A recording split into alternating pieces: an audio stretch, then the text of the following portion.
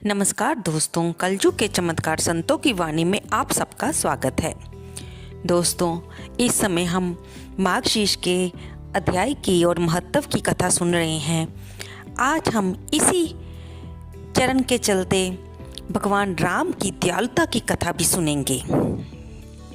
वो प्रभु जिसे हम कभी भगवान राम के रूप में मानते हैं, कोई भगवान कृष्ण के रूप में मानता है, कोई शक्ति देवी शक्ति स्वरूप में के रूप में मानता है, कोई वीर हनुमान जी के रूप में पूजा करता है और कोई इनको अपने गुरु के रूप में ही ध्यान करके इनकी पूजा करते हैं।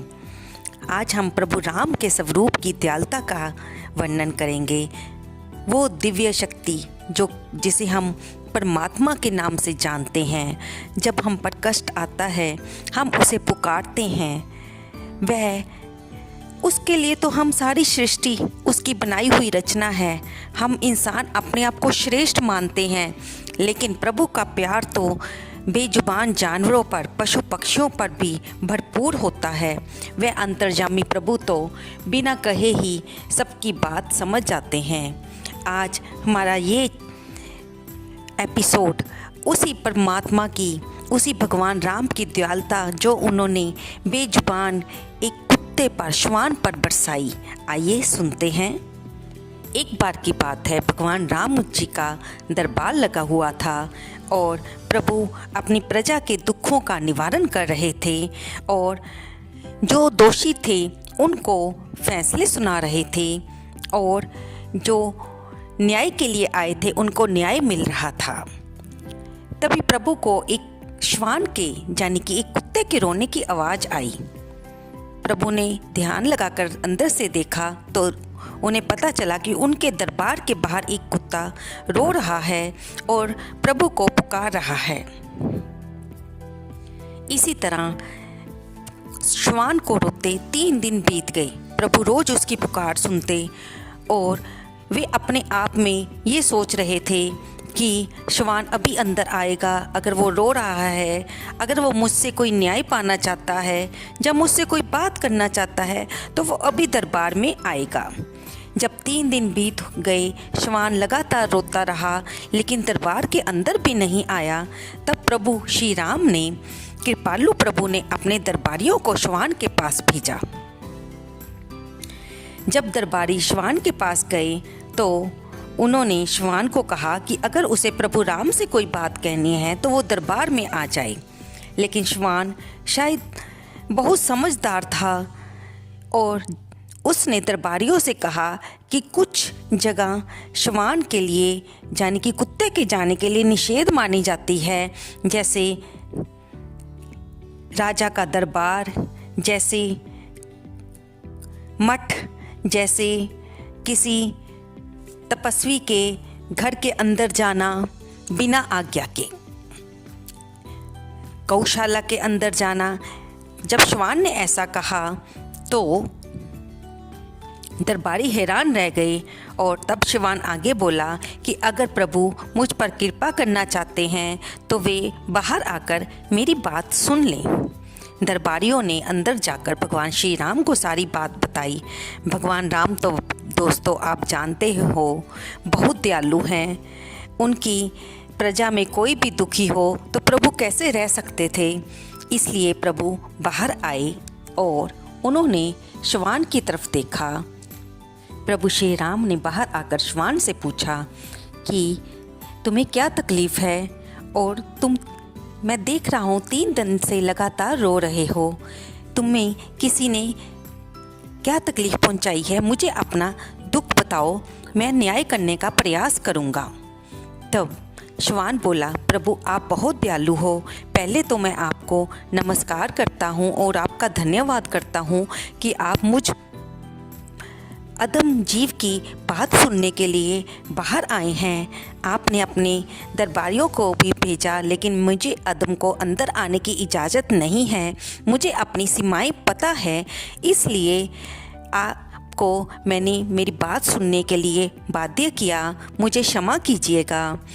भगवान राम ने मुस्कुराते हुए कहा कि तुम भी तो मेरी प्रजा हो, बताओ तुम्हें क्या दुख है।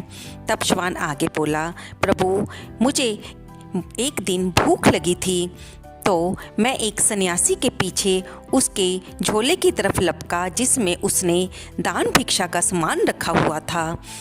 तो उसने मुझे पत्थर मारा और वो पत्थर मेरी लात पर लगा जिससे मेरी टांग टूट गई और मुझे अब चलने में तकलीफ़ हो रही है और मुझे बहुत दर्द हो रहा है।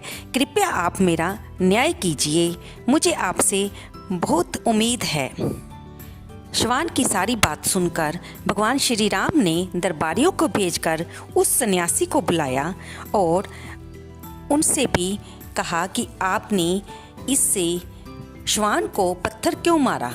तब सन्यासी ने अपनी बात बताई कि प्रभु, मैं भिक्षा लेकर लौट रहा था, तब इसने मेरे झोले पर मुंह मारकर मेरी सारी भिक्षा, मेरे सारे अन्न को जूठा कर दिया, जिससे मुझे गुस्सा आ गया और मैंने इसको पास पड़ा हुआ पत्थर मारा।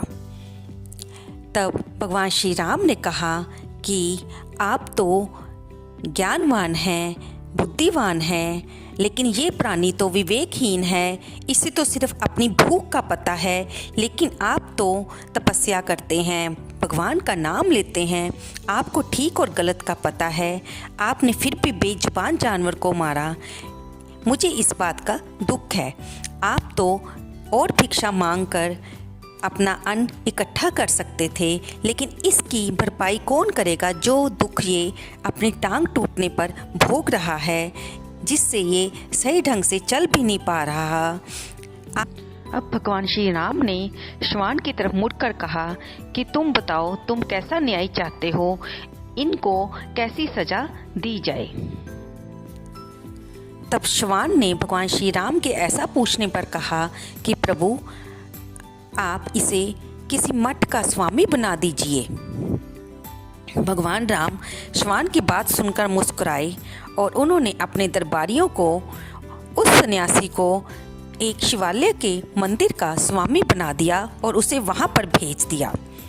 अब दरबारी बड़े हैरान और वहाँ पर खड़े लोग भी बहुत हैरान थे कि भगवान श्री राम ने उस सन्यासी को सजा दी है या कुत्ते के साथ अन्याय किया है।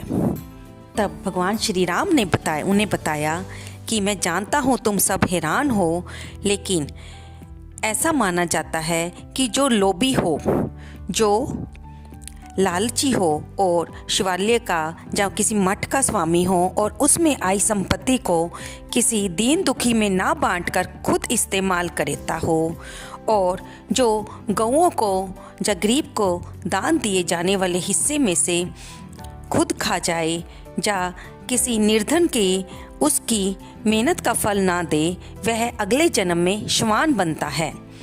तब श्वान भी बोलने लगा कि हाँ प्रभु, आपने ये बिल्कुल सही कहा, आप तो अंतर्यामी हो, क्योंकि आप ये जानते हो और मैं भी ये जानता हूँ कि मैं भी पिछले जन्म में एक मठ का स्वामी था जो कि बहुत लोभी और लालची था, इसलिए मुझे इस जन्म में श्वान का जन्म मिला, जो कि मानव योनि को श्रेष्ठ मानने के बावजूद मैं उसका सदुपयोग नहीं कर पाया और अगले जन्म में इस अदम योनि में आ गिरा। तब अगर हम सन्यासी चोला धारण करते हैं तो हम में ज्ञान, धर्म, दया, करुणा का भी समावेश होना चाहिए। हमें बेजुबान जानवरों की भी भाषा को समझने की कोशिश करनी चाहिए और उन्हें दुख दर्द नहीं पहुंचाना चाहिए। तो यहाँ पर हमारा मकसद किसी के मन को ठेस पहुंचाना नहीं है, लेकिन हमने जिस जिस धर्म में अपना जीवन जीने का फैसला किया है, चाहे वो गृहस्थ धर्म है, चाहे वो संन्यास धर्म है, हमें उसके नियमों का पालन भी तो करना चाहिए ना दोस्तों।